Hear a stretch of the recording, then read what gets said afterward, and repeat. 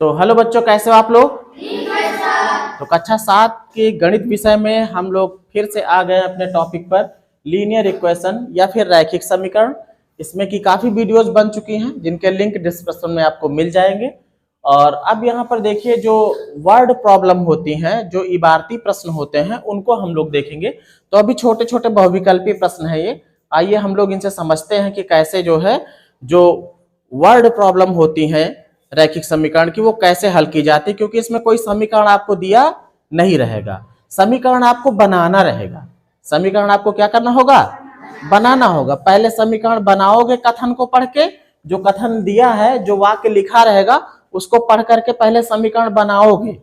जब समीकरण बन जाएगा तब फिर उस समीकरण को हल करोगे, और हल करने के बाद जो उत्तर आएगा वो तुमको ढूंढना है इसमें, ठीक है? तो चलिए देखिए, पहला वाला, जैसा लिखा गया है वैसा ही काम कर दो, समीकरण बन जाएगा। एक संख्या और 7 का गुणनफल 28 है। अब संख्या गायब है, कह रहे एक संख्या है, कोई कौन सी है पता नहीं है। हमने बताया था जब कोई चीज अज्ञात हो तो उसको मान लेना, XYZ कुछ भी मान लेना। हम मान लेंगे इसमें माना संख्या क्या है? वेरी गुड, माना संख्या है X। अब जो कह रहा है वो करो। कह रहा संख्या और 7 का गुणनफल, मतलब जो संख्या है X और इसका गुणा किसके साथ कर दो? 7 के साथ। गुणनफल करने पर आ जाता है कितना? 28 आ जाता है। यही तो कह रहा था ना ये, कि X और 7 का गुणा करोगे तो बराबर आ जाएगा किसके? 28 के। अब संख्या पूछ रहा है, अब इसको हल कर लो। ये 7 गुणे में है ना, इधर हमको X का मान चाहिए ना, तो 7 इधर गुणे में उधर जाएगा भाग में, तो 28 भागे 7, 7 चौक 28। X का मान कितना आ गया? 4 आ गया। X हमने संख्या मानी थी ना, मतलब कि X क्या है? 4 है। उत्तर की जांच करना चाहो तो कर सकते हो। 4 आया है। क्या कह रहा था सवाल? कि जो संख्या है उसमें 7 से गुणा करोगे तो 28 हो जाएगा। 4 में अगर 7 से गुणा करोगे तो 28 नहीं होगा? होगा कि नहीं होगा? 4 में अगर 7 से गुणा करोगे तो 28 नहीं होगा? हो जाएगा ना।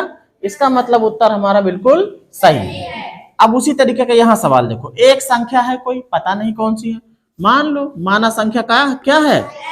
माना संख्या y मान लो। चलो एक जने कहा था y मान लिया, ठीक है।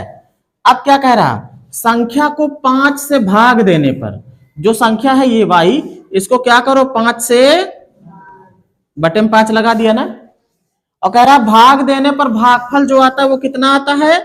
7 आता है, तो बराबर 7 लिख दिया। भाग दिया, भाग देने पर जो आया उत्तर वो कितना आता है? 7 आता है। ये बात क्लियर है?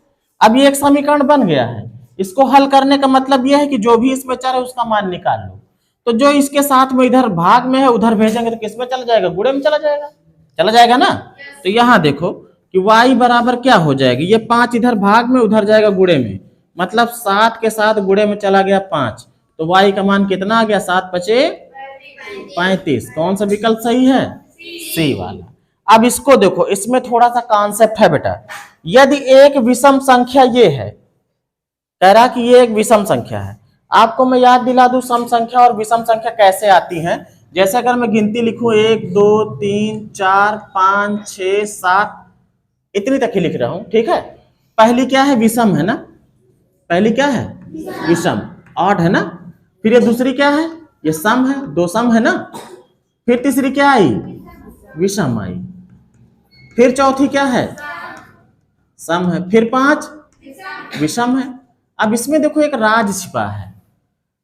जो विषम संख्या है पहली वाली, इसमें कितना जोड़ा गया कि ये 3 आई अगली वाली विषम संख्या। ये पहली विषम संख्या थी या दूसरी संख्या थी? पहली वाली विषम संख्या 1 थी ना। 1 में कितना जोड़ो कि 3 हो जाए? 2, है ना। अच्छा चलो ये तो मान लो, इसके लिए मान लो कि ये पहली विषम संख्या है। इसके बाद वाली अगर विषम संख्या हमको पानी है तो इस 3 में कितना जोड़ोगे? तो 2। देखो 2 जोड़ोगे तभी मिलेगी ना। अब 5 के भी आगे वाली विषम संख्या चाहिए तो फिर कितना जोड़ोगे? मतलब 2 जोड़ने से ही मिल रही ना। मतलब अगर एक विषम संख्या आपको दी गई है, उसके आगे वाली विषम संख्या आपको चाहिए तो कितना जोड़ना होगा? 2 जोड़ना। यही हाल सम संख्या के साथ भी है। अभी देखो 2 है, ये पहली सम संख्या है ना, दूसरी वाली कौन सी है 4। 2 में कितना जोड़ने को मिली होगी ये 2 जोड़ने को। 4 में भी कितना जोड़ो 2 जोड़ो तो कितना मिलेगी 6। मतलब 2 2 जोड़ करके सम संख्याएं उसके आगे वाली मिलती है ना भाई। अब यहां पर देखो उसी चीज को यहां लगाना है। कह रहा कि ये एक विषम संख्या है, कौन सी 2x + 1, ये एक विषम संख्या है। इसके आगे वाली हमको विषम संख्या चाहिए, तो इसमें कितना जोड़ना होगा। ये एक विषम संख्या है, ये विषम संख्या दी गई है ना विषम संख्या। ये ना देखो कि इसमें तो कोई अंक दिया ही नहीं है, अंक से नहीं मतलब है, जो आपका काम है वो देखना है। ये कोई संख्या है, अगर इसके आगे वाली विषम संख्या हमको चाहिए, कह रहा है इसकी अगली क्रमागत विषम संख्या बताओ। अगली क्रमागत विषम संख्या, क्रम से आने वाली, मतलब इसके जस्ट बाद कौन सी विषम संख्या आएगी। किसी भी विषम संख्या के बाद वाली अगर विषम संख्या चाहिए तो कितना जोड़ना पड़ता है 2। मतलब इसके बाद वाली विषम संख्या अगर चाहिए तो क्या हो जाएगा, इसमें 2 हम जोड़ देंगे। 2x + 1 तो ये पहले से था, इसमें 2 और जोड़ दिया। अब जब जोड़ दिया तो ये क्या होगा बेटा, ये 2 है ये 1 है, ये तो अंक है ना, ये तो जुड़ सकते हैं ना भाई। ये तो चर है लेकिन ये तो अचर है ना, अचर तो आपस में जुड़ ही सकते हैं। तो 2 1 कितना हो जाएगा 3, मतलब बन गया 2x + 3। ये आया ना अगली वाली विषम संख्या। कौन सा विकल्प सही है बी, है ना सही। ठीक है, अब इसके बाद हम लोग देखेंगे थोड़ा सा कठिन सवाल। तरीका समीकरण बनाने का ऐसे ही रहेगा, आप ध्यान दोगे समझ में आएगा।